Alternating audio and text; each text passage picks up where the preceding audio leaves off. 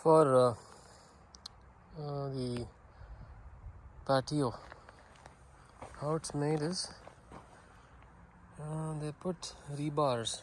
These are rebars in a square shape and tied together.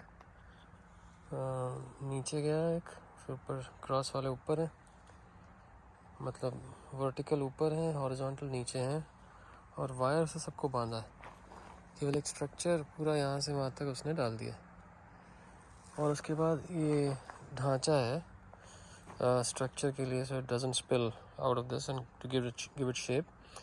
ये ढांचा रखा हुआ है इसने, और सीमेंट या कंक्रीट जब पोर करेगा तो इस स्ट्रक्चर में वो it will settle down and they will spread it out. That's how they make the sidewalks or any